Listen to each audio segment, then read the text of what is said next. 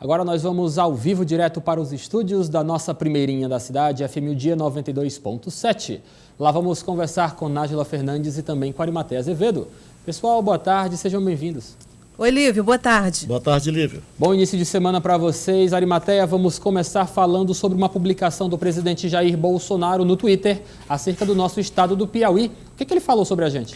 Bom, na postagem, que é a parte séria da história, o presidente Bolsonaro postou que a BR-135 já estava sendo concluída e que seria inaugurada pelo DENIT e Ministério da Infraestrutura. Não é bem assim. A rodovia ainda continua sendo executada, o seu alargamento, que o problema de todo é do alargamento, e o presidente já até rebatizou.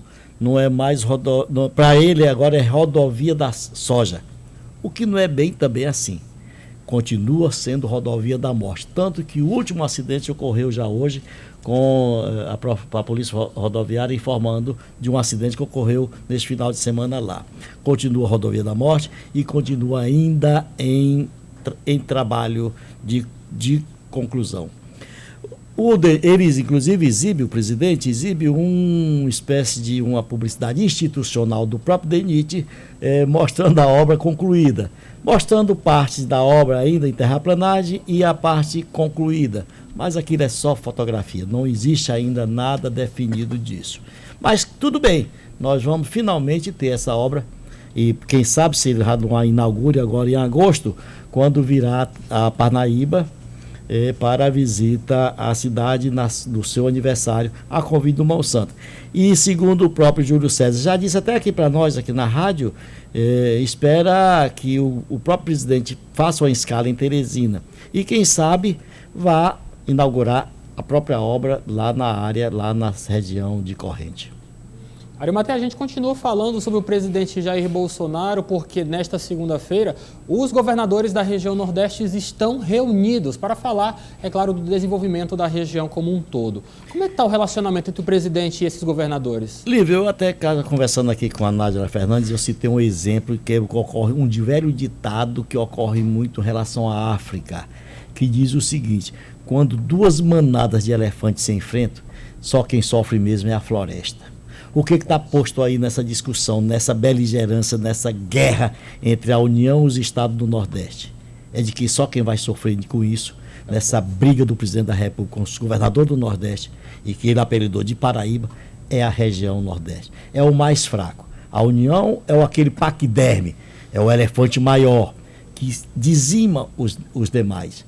E o Nordeste são os elefantes comuns, que não tem essa força de enfrentamento com a União. No direito constitucional se chama isso de secessão. Aconteceu isso nos Estados Unidos, a guerra da secessão, dos estados se voltando contra a União. Isso não existe. A própria Constituição Federal não permite isso. Mas está tomando corpo, é uma briga, um conflito que não tem tempo e hora de parar.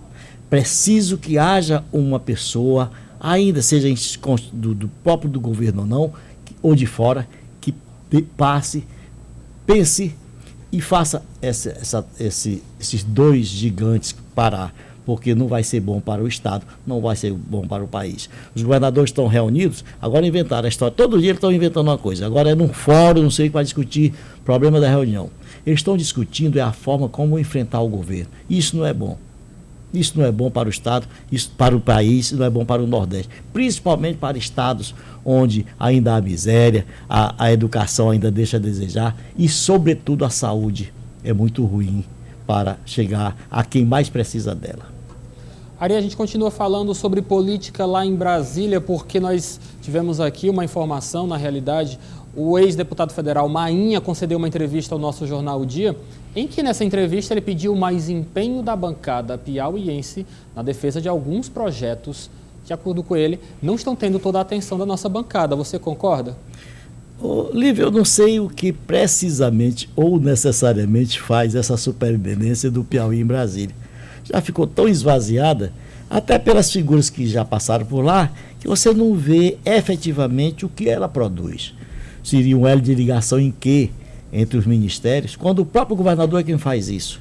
A ligação do governador com os ministérios em governos onde eram aliados, porque agora num governo em que há esse ponto de atrito diariamente do governo federal com os estados, principalmente nordestino, comandado pelo PT, eu não sei que serventia tem muito essa interlocução. Mas o que o Marinha, que eu vi na entrevista, diz é que ele trabalha até assim uma espécie de pacificação, não sei em que sentido, pacificação, não disse especialmente entre o governo federal e o estadual. Quanto a ele querer uma posição da bancada, o que está posto, Lívia, é exatamente a bancada federal do Piauí, se quiser, não obedece ao Wellington. Ela tem as suas relações com o próprio governo federal. Ficou patente na reforma da Previdência. 2 dos mais ligados, e os únicos que ele teria como comandar seria a mulher Rejane e o Assis Carvalho, votaram contra. E os outros votaram a favor, não por ele, o Wellington Dias, mas pelos acordos que fizeram com o governo federal. Daí eu não sei em que nível o Marinha está pedindo um maior empenho da bancada, se a bancada, por ela mesma, ela anda. O deputado Júlio César, agora há pouco, está defendendo, disse que estava defendendo obras e projetos do governo federal aqui. Quer dizer, ele não combinou isso com o governador Wellington Dias. Ele deve combinar mais com o governo federal e saber se o governo federal pode impor isso. Tanto que o senador Elmano Ferri também já defendeu e trouxe, foi aquela obra ali na BR-343, aquele elevado. Então, sem combinar com o governo estadual. Então, tá posto aí o seguinte, a bancada está fazendo a sua parte, na medida em que tem força dentro do governo federal, tem prestígio e tem acesso ao governo federal.